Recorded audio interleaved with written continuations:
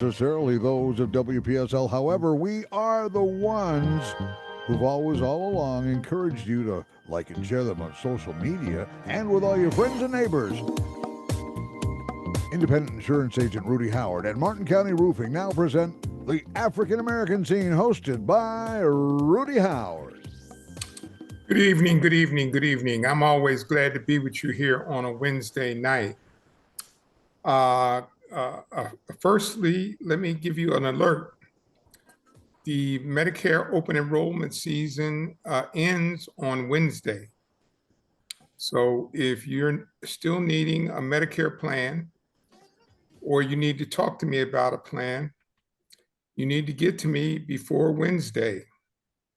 My phone number, 475-8856. Tonight, we're going to do something a little bit different. I think it'll be a treat for you. As you know, I am not one of those people that have bashed Nancy Pelosi. And I happen to think, and when all is said and done, she will go down as one of the most effective speakers of the House in history, and the first female. I have the distinct pleasure to have my friend and the owner of the station, Greg Wyatt, to be with me tonight, because he knew Nancy Pelosi all the way back when he was just a cub reporter himself. So I asked him if he would come on and share some insight into what Nancy Pelosi was like back then and up to the current day. So say good evening, Greg. Good evening, sir. And taking it back a few semesters, I was a Capitol correspondent for KCST in San Diego, in Sacramento. And Governor Jerry Brown was the governor. His chief aide was a former San Diego Union reporter, political reporter. And so he organized some special meetings for us with the governor, and very unique setting on the Capitol steps on a Thursday afternoon when everything is totally deserted. But it was about 4 or 5 people. And we happened to meet this young woman who was a rising star in the Democratic Party. And that turned out to be Nancy Pelosi. And she was quite and Greg, she was quite a looker back then. Yeah, she was, yes, very kind to the eyes, to say the least. Yes. But, you look at her background and you realize that she was literally born into politics. Her daddy was a congressman in Maryland for years, and Congressman DeLisandro. And when she was, I would say still in high school, she ran into this guy by the name of Paul Pelosi. And they wound up going to college together at Trinity College in DC. And I know you know exactly where that is as well. Mm-hmm. And she married Paul in 1963. So fast forward, I first met her in 1976. She had been volunteering with the Democratic Party in California, and was introduced to her by Jerry Brown. And she was under the wing of some very, very powerful Democratic figures. And to say that she was born into politics, well, her father got them tickets to the John Kennedy presidential inauguration. That'll give you an idea where her influence came. And Daddy certainly helped her along there. But there was a congressman, and I knew this guy for a long time. His name was Philip Burton. He died in office. and he was a San Francisco congressman.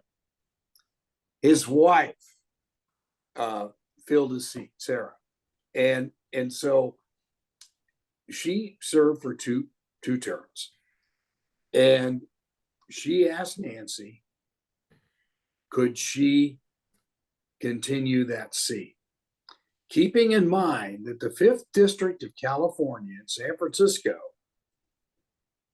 had been a Democratic seat since 1949. So, needless to say, Nancy has managed to keep that going, a tradition that started in 1949, and she's kept it going ever since. It's an amazing story. She had some incredible teachers in California. Jess Unruh, who ran the Democratic Party in California, was one of the people who was a huge influence in her life. And then she and Tune got the Tunnies involved. I mean, there's just this whole big group of folks that have been part of California politics for decades. Yeah, it was really interesting. And she was virtually born into all of it, and has served as a congressperson from San Francisco ever since. So those are the early days. Those are the early days. Yeah. And who would have thought back then, huh? Well, I think people who knew her, I think the one person who was telling me that she is going to make history someday was Jerry Brown. It was interesting because he was a great judge of character, and he really felt that she had the depth, she was sharp, and that she would be able to really make history, not only for the city of San Francisco, but for the country as well. We're going to have to take a little break here. Don't touch that dial. And if you want to call in with questions, that number is 340-1590. And so, Greg, you were telling me that Jerry Brown recognized early on that she was a talent. Yeah, he saw it right away. And, it was very interesting. And you have to turn the clock back to 1962, when she was an intern for a Maryland congressman. And it just so happens she was an intern with Steny Hoyer. Oh, What are the really? odds? What are the odds that both of them would become great congresspeople? Yeah, and they were both interns together. A fellow's name was Daniel Brewster. Yeah, and he was a senator from Maryland. But yeah, what in the world are the odds that both those guys would be interning together on Capitol Hill? I think it's a neat story. It really is. It is, yeah. So they were friends for a long time. Sure. Oh, yeah. Well, the fact that her daddy was in Congress, she was around the Kennedy White House.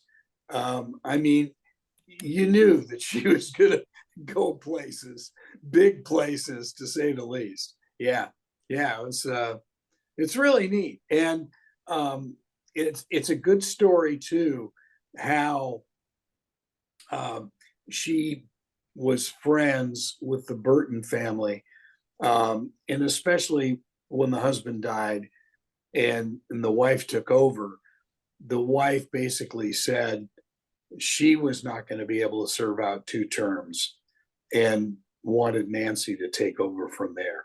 And like I say, that's that 5th district that has been in Democratic hands since 1949. Yeah, it's an amazing story. It really is.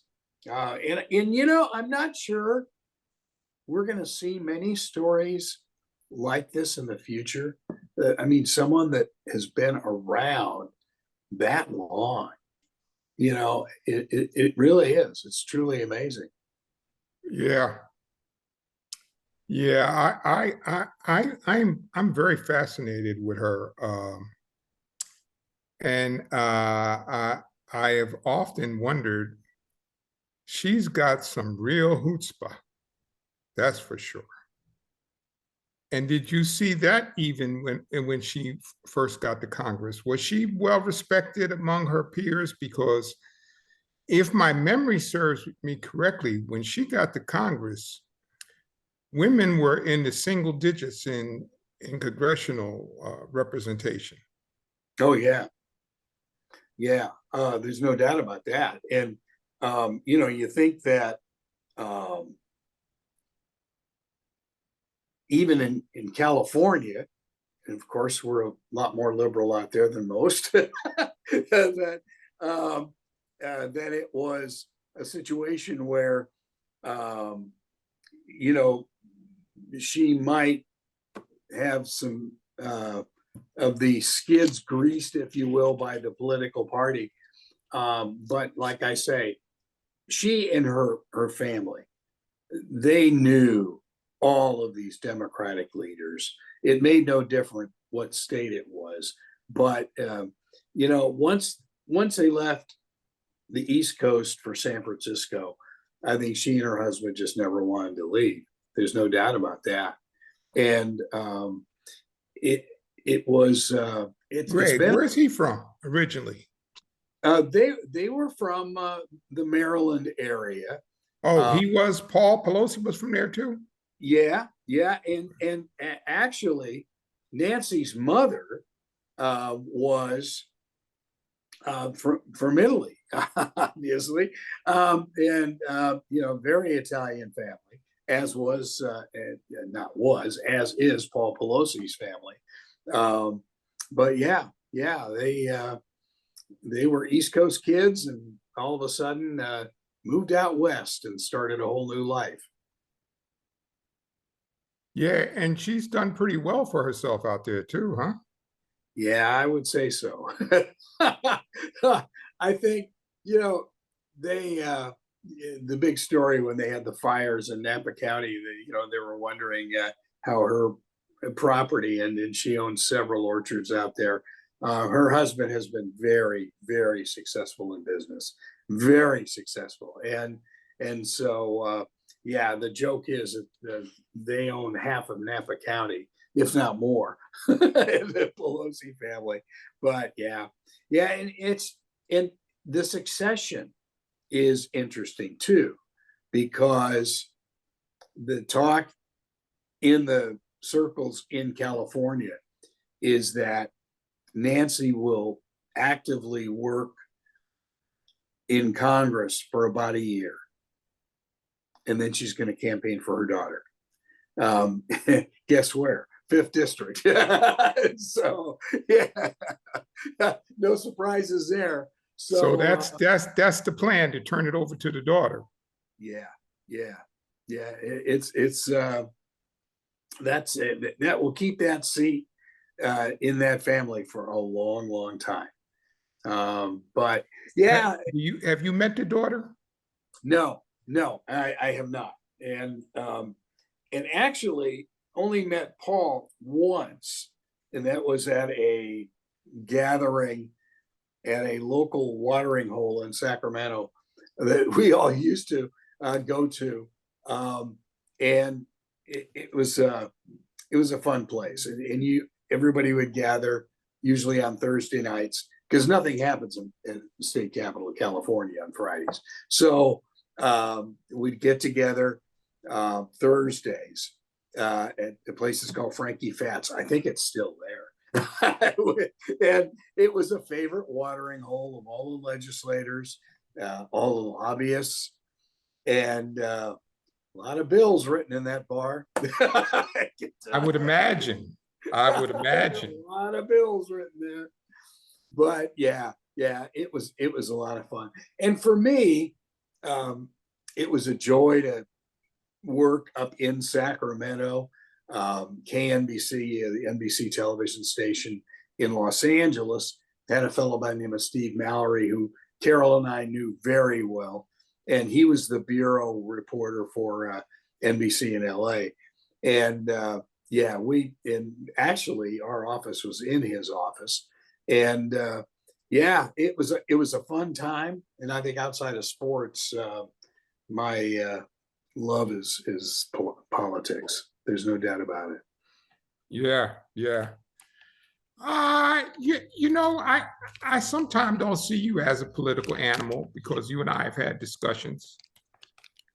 But yeah, well, I love politics. So I mean, I do politics every Wednesday night. Well, for the most part, huh? I think back then, television basically back then and did up until maybe at the time really that Carol and I got out, which was 93. They were there to do one thing, and that's report stories. There was never any opinion. There was none of that. Of course. Yes, I know. I've heard you talk about that. Yes. Yeah, and again, there was no 24-hour clock, if you will. Going back to Governor Brown, when he used to meet with us on the Capitol steps, it was 6 reporters he could trust. And he'd run down, this is basically what we're going to be doing in the next week. It was really cool. And you could never do that today. It's so different. None of us were trying to get a Pulitzer Prize out of this deal. It was just report the news. That's all. And but I really believe that, when we found out later, and of course I was in sports, actually, I had been and I think left ESPN the time when Nancy actually started working as a congressperson in San Francisco, but I was not surprised whatsoever. I had done a lot of stories with Dianne Feinstein, who I just madly in love with her. She's that woman, Lady Di, I call her, the mayor of San Francisco, which San Francisco is a lot like Jacksonville. It's a county city set up, but and actually I saw Nancy in her office one day when we were there doing a story on some, it was some environmental story that we were doing in San Francisco. But yeah, and there again, you talk about how unique it was for women in Congress. How about to have 2 powerful women like that working in the same city? I think that was absolutely amazing. The fact that, you'd have Nancy in Congress and, you'd have Dianne Feinstein who'd become, a great senator, to say the least. Yeah, though, there's words circulating around that she's kind of losing it and she needs to kind of step down. I don't know how true that is, but that seems to be a prevailing thought by many in the Senate, some of whom have been a strong supporter of hers. Yeah, you hate to see that happen to anybody. And, there are a lot of people on Capitol Hill now that are pushing for term limits. And I can almost see, when you look at the age of a lot of these senators, I know they've got tremendous staffs. The staff does the majority of work, but still, I think somehow, some way, there needs to be some form of a term limit. I don't know how many years, I have no clue, but yeah, I think that would be quite helpful. And I also think too that, Nancy Pelosi saying, I'm going to serve out my term as a congressperson and see ya. I'm going to retire. And I don't blame her. She's No, neither do I. And I think she only got higher up in my admiration for the way she's handled this whole thing. And I know she convinced Steny to step down and for Jim to step back. I know she did that. So and I can't imagine the Republican Party ever doing anything like that. And it remains to be seen whether Akeem is up to the task. It's a pretty big set of shoes he's got to fill. Oh, yeah. Yeah. And I think the other thing that has always impressed me, just working around her, never working close, was the fact that she is prepared. And, it's that has been with her since the very early days. You turn that clock back to 1976, she has not changed. If anything, she's gotten a lot more efficient. So, I think that has been something for her that, she never goes into a meeting where, she looks like the spokesperson for the president now. That would never happen to her. That would be the research I did, that was a prevailing theme, is that she's always well prepared. Always well prepared. So in those early days, when she was in Congress, did you know anything about her back at that time? Well, I just knew her before she got to Congress. And then by the time she was in Congress, I was working at the Dodgers at that point in time, and I didn't see her very often. Actually, I did see her one time when we were at a Super Bowl party in San Francisco, and she and her husband were there. But that was the only other time. I really hadn't seen her since the 70s, but always kept track of her. LA Times is always real good political stories, and they followed her closely, being a Californian, or an adopted Californian, if you will. So what do you think the percentage chances are that the seat goes to her daughter? I would think it's probably pretty high, huh? Yeah. What was really interesting, it may be difficult. One of the numbers that is floating around now is that Democrats only make up 13% of her district now under the new maps and stuff. That may make it difficult for her daughter. But, who knows? It's politics. Anything can happen. And that Pelosi name is gold. It just is. So, Greg, why such intense hatred by the Republicans against Nancy? Oh, I don't know. I just think it is opposition versus the establishment, if you will. She has been part of that Democratic establishment, even to that time when she was a kid and going to the Kennedy inauguration. Really? And then interning in Congress back in the 60s when she was in college. So, I think that, who knows? It could be jealousy. It could just be, some political party problems. I have asked that question to a couple different conservatives. Why do you hate Nancy Pelosi? And you know what? They really can't give me an answer. Now, maybe there's somebody listening tonight that wants to call up and tell me why they hate Nancy Pelosi. But here's the thing, if you want to be hate on her. Boehner allowed his people to chase him out of that job.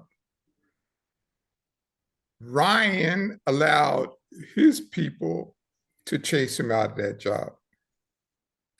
And Nancy ran that job with precision and efficiency. And when the squad came in, and this is when I really started to get it with Nancy. Because when she was up for re-election, I was like, well, but maybe we need to keep her because she's got the experience.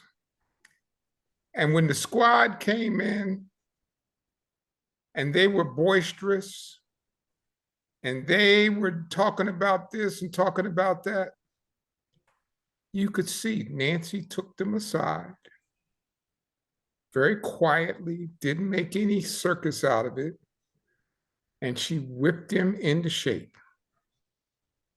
And you A didn't little hear grandmotherly advice. Yep, you didn't hear any more out of them. AOC once in a while, but the kind of noise they was making initially, that all went away. I think that's a generational thing too. I don't think it has anything to do with political parties. It's just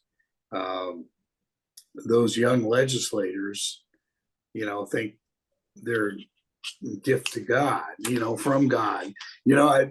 I remember in this when Ken Pruitt was going to take over as Speaker of the Senate, and the late Tom Teeter and Charlie Neal and myself, we were all up in Tallahassee for that event, broadcasting the morning show, and this young guy comes running down the hall and elbows Ken, and he goes, "Out of the way, old man." Who is it? Marco Rubio. Who was so it's a generational thing. It just is. But it happens. I don't care what level of government. It's there. It is there. But yeah, I think when they start writing some of the history, especially in San Francisco, that Nancy and Dianne Feinstein are going to come out as just amazing characters in the whole political landscape, and really all of California. But the other thing with Nancy that may be a California thing, I remember when they elected this guy who was a governor of California, Reagan guy. And he was just another flaky Californian. Okay. And then Pete Wilson, who, Carol and I were very close to in San Diego. He was our mayor and, went on to governor of California and then senator in California. It was the same line. Oh, this Wilson character is some Southern California dingbat. He's out surfing all the time. You can't take him seriously. So I don't know how much of it was against Pelosi or just a California thing that, you guys are all from the land of fruits and nuts or something. I mean, I don't know. Yeah. I think that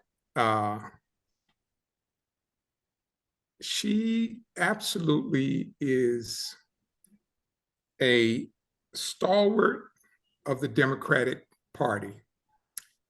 And I think they have always tried to take her down, putting her in ads. And she's just been so classy. She doesn't complain about it. She doesn't worry about it. I've seen so many ads where, people going like, this last one with Val Demings. One of the number one things Marco Rubio said, what would he say? She voted with Nancy Pelosi 100% of the time. That was supposed to be her death, voting with Nancy Pelosi. So that's not the first one of those. There's been multiple of those. And again, if you want to call in, the number is 340-1590. We welcome your thoughts. But yeah. Well, I just think that because she was in the position she was in, she's an easy target for political consultants. No matter what you say. It's funny, I was the Wikipedia bio, and I figured, okay, I'll get like maybe a couple pages or something and take a look at this. It's about 70 pages long. And you look at some of the bills that she's been responsible for over the decades. We're talking decades. And it is amazing. And I think what the Democrats have been known for is, I guess if you want to call it, more socially responsible. And she's been at the forefront of that. Like it or not, it's just, that's the reality of it. And she has, I think the one other thing that you hear about her is that she sends out notes to young politicians. It could be someone in Northern California who won a mayor's race or something like that, and all of a sudden they get a note from the speaker's office, and it's from Nancy Pelosi wishing her well. I think that's so cool. Yes, it's like, it is. First of all, again, that's a generational thing, because the young ones probably don't even know how to write a letter. But you know what I mean? I do.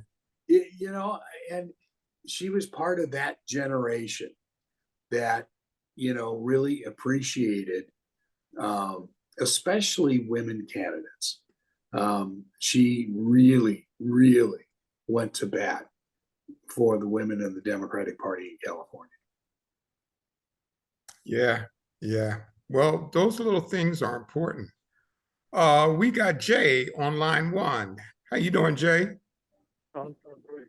Really glad to let me talk, because I had a thought when I heard the men talking about Nancy Pelosi and how she always comes prepared, and that's the honest truth. She reminds me of Shirley Chisholm. She was a congressman back in the early 70s in New York. She was congressman for Brooklyn, New York. And she was very strong there in Congress, and she didn't take no nonsense. They even gave her a hard time when she would go to the dining room, and she said, "This is 1970. Black folks will sit anywhere." Yeah, that's real. That's what really was going on back in Congress, back in those days. But anyway, Nancy Pelosi would go to the meetings with the president, with Trump, when they'd have all the cabinet people there, and he wouldn't answer. So she would stand up. She'd say, "Wait a minute."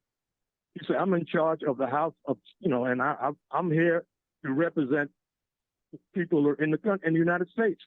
And she said that I want to make sure I'm here and I'm president. I want to let you know what I think about what's going on with this pandemic and what we need to do. And everybody got quiet in the room. So that's what she brings to it. She brings sometimes you get some of these characters, they got this thing about a woman should always be, walking behind them or be number two. They can't stand when a woman is number one. So that's a big problem right there in Congress and the Senate. And that's why I'm just glad that we got a lot of strong women are coming into Congress, and they're going to be leaders of the future. That's Listen, fine. I love that young lady out in California. Uh, can't remember her name. She just won her reelection. She is dynamite. I wish I could call her name. I think I know who you're talking about. She's the one. She's very good when it comes to economics and stuff.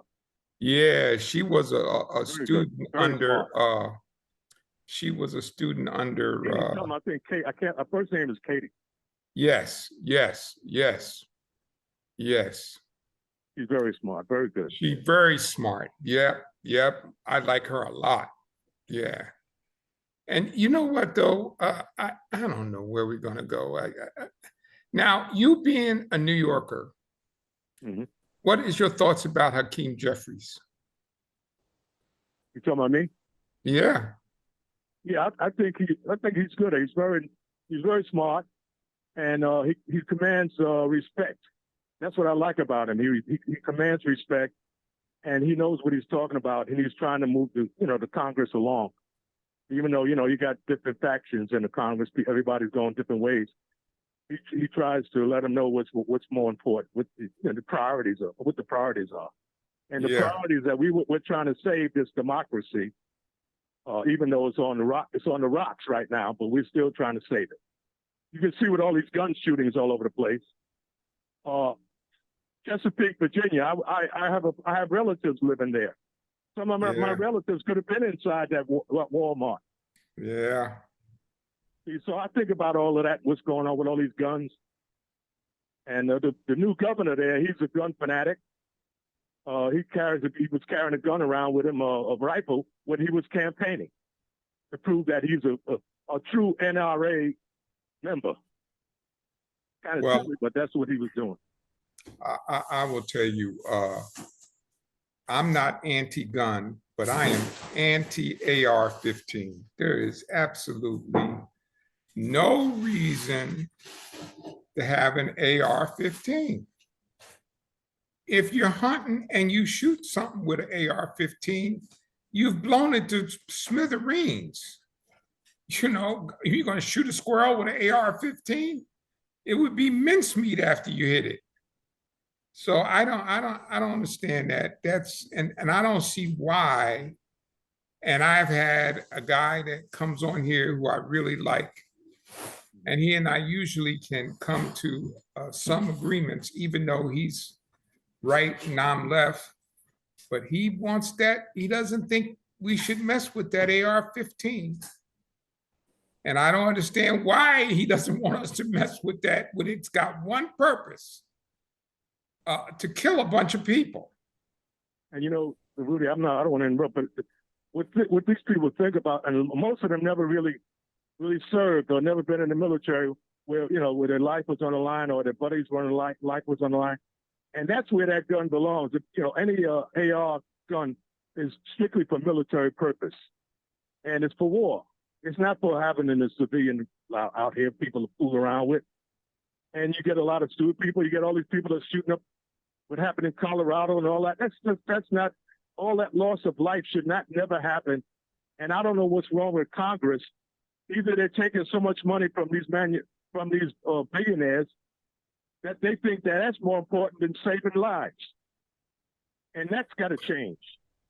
Well, you know what? We did at one time, Greg, as you'll recall, we were able to successfully pass a assault weapons ban, and it expired. I think it expired under George W. Bush.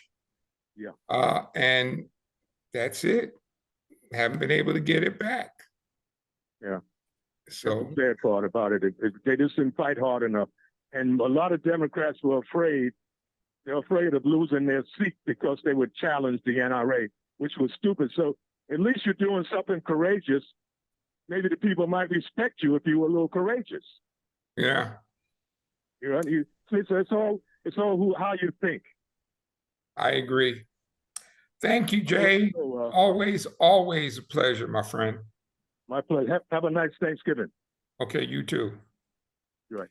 And well, Greg, hopefully you gave people some insight into Nancy. Just a little bit. just a little Yeah. bit. You know, Yeah. the interesting thing too, and I forgot to mention it. Do you know that when she was first elected to Congress, she was running against a lady by the name of Harriet Ross, who was a socialite in San Francisco.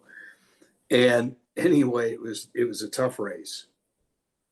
But Nancy Pelosi has not participated in any congressional debates since then. No. Which, yeah, which I thought, wow, because remember all the stuff, the problems that people had with the debates this year and stuff. And I was thinking, wow, that's amazing. That's an amazing stat. Being a stat guy coming out of sports, I'm going, wow, that's one for the books. No doubt about Well, that. the governor in Arizona wouldn't participate in any debates, and they thought that was going to kill her. She had the people that were around her telling her she should go to at least one debate, and she just said no, and she wouldn't do it. I don't know anything about this fellow who's going to take over for Nancy, but all I got to say is one word: preparation. He had better be prepared, and so will his staff have to be prepared. Well, you saw him in the impeachment trials, and here's my assessment of him. I happen to have a friend in New York whose son is a senator in the state. And after I heard about Akeem going up, and I wrote to him and I said, tell me what you and your son think about him. And the son said, yeah, I think he's a good guy, sharp, and this and that. But here's my thing. I think he's tough enough to deal with the conservatives. I have no doubt about that. He's shown me that already. My only concern is, does he have the ability to corral his constituency, his caucus, headed in the direction that he wants it to go for the betterment of the party? Now, I would hope, since he's been under the tutelage of Nancy, she's probably given him some ideas about how to do that. If he can do that, I think he will be fine, and I will not be disappointed at all. If he can't do that, because you know what? You know he's going to be challenged, Greg. Oh, sure. There's no doubt about that. He's going to be challenged, you know. So how's he going to handle that when he's challenged? Hopefully he won't be like Boehner or Ryan. Ryan just was like, man, I can't deal with this, you know. But I can't blame him. I can't blame him. You know, that poor guy, you know, was castigated by the right all the time. Yes, he was. But there again, this new fella is going to have that crazy left, you know, which, you know, the squad. And if they want to get really insane, I mean, he's got to be in control. He has got to be in control. Yes. Well, I think we're down to 2 minutes. Cliff says we're down to 2 minutes.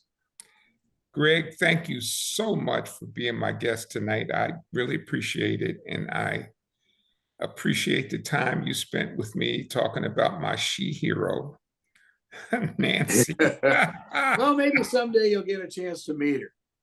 Oh, man, I'd love scurrilous that. rumors she may be moving to Florida, so you never know. Yeah, I'd love that. Well, thank you, sir. Appreciate you, my friend. Folks, I'd like to thank you so much for listening to the African American Scene. Have a great, great Thanksgiving. Eat plenty of food and watch a lot of football. Be safe, and God's blessing. And I'll see you next Wednesday right here for the African American scene. The Happy African American Thanksgiving, scene. grandpas. Both of you grandpas. Yes. Yeah. African American Scene with Rudy Howard every Wednesday evening in the 6 p.m. hour, U.S. Eastern Time, on WPSL Port St. Lucie. The talk of the Treasure Coast and webcaster to the world on Google Home, Thank you, guys. Alexa, and the TuneIn app on your smartphone. It's 7 o'clock.